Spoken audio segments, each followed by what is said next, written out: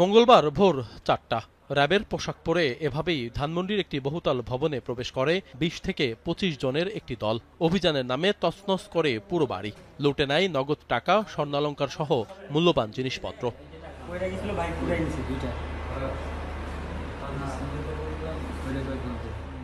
খোঁজ নিয়ে জানা গেছে, ধানমন্ডি ৮ নম্বরের এই বাড়িতে প্রথমে গেট টপকে প্রবেশ করে সংঘবদ্ধ ডাকাতরা। একে একে সব ফ্লোরে তল্লাশির নামে লুটে নেয় টাকা সহ মূল্যবান সবকিছু। গেট ভাঙে আমার ঢুকছে ভিতরে, ঢোকার পরে আমার অনেকক্ষণ মারছে।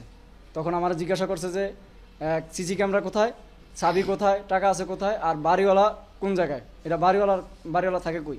৫ মিনিটের মধ্যে ভাঙলো, ভাঙ্গা ছিল উপরে সব তছনছ করছে। আমাকে, আমার পাশে যে ২ জন ছিল, ওদেরকে ৩ জনকে ৩ রুমে ঢুকে আটকায় রাখছে। টোটাল ২৫-২৬ জন তো থাকবেই, সবার র্যাবের পোশাক। পরে ভবনের মালিকের বাসায় হানা দেয় ডাকাত দল, তছনছ করে সবকিছু।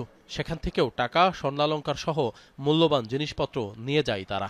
ধানমন্ডির এই বাড়িটিতে ডাকাত দলের সদস্যরা কি পরিমাণ তাণ্ডব চালিয়েছে এটি তার উদাহরণ মাত্র।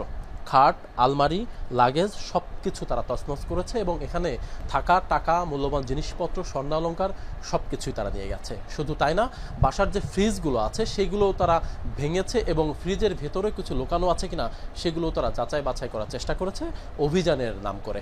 ৩ তলা পরে ৪ তলা পরে আমাদের ঘরে আসছে। আমাদেরটা আপনি দেখতে পাচ্ছেন, এই দরজাটা ভাঙে ঢুকে গেছে। এটা পরে আমাদের পুরা বাসার সব কিছু আপনার চেয়ার থেকে শুরু সব সরিয়ে প্রতিটা জায়গা চেক করছে। চেক করে তারা সব র্যাবের পোশাক পরা ছিল, র্যাবে ছিল, কিছু আপনার অল্প বয়সী ছেলেরাও ছিল। আমরা এখনো বুঝতে পারতেছি না কিভাবে করতেছে, কারণ এটা র্যাবের পোশাকে আসছে। এসে নিচের থেকে দারোয়ানদের অনেক জোর করে বলছে, ওনারা খুলতে চায়নি। পরবর্তীতে প্রত্যেকটা দারোয়ান যে ছিল প্রায় ৩ জন, তারপর নিচে রুমে ছিল দোকানি স্টাফরা ছিল, সবাইকে অনেককে পিটাইছে। 999-এর কল পেয়ে ঘটনাস্থলে যায় ধানমন্ডি থানা পুলিশ। স্থানীয়দের সহায়তায় ঘটনাস্থল থেকে ৪ জনকে আটক করে, পালিয়ে যায় বাকিরা। যাদের আটক করা হয়েছে তাদের নাম পরিচয় সম্পর্কে বিস্তারিত কিছুই জানায়নি পুলিশ।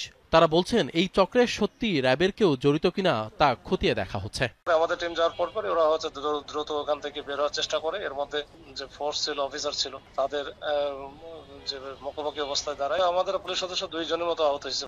আর এরপরে 4 জনকে ধরতে পারে। এটা তো র্যাব পরিচয় দিয়ে, মানে এর ভিতরে থাকতে পারে, এটা তো আমাদের করতে হবে, ডিটেলস ইনফরমেশন নিতে হবে। ভবন মালিক একজন স্বর্ণ ব্যবসায়ী। প্রত্যক্ষদর্শীরা বলছেন, তাকে অপহরণের চেষ্টাও করেছিল ডাকাত দল। আশিক মাহমুদ, যমুনা নিউজ, ঢাকা।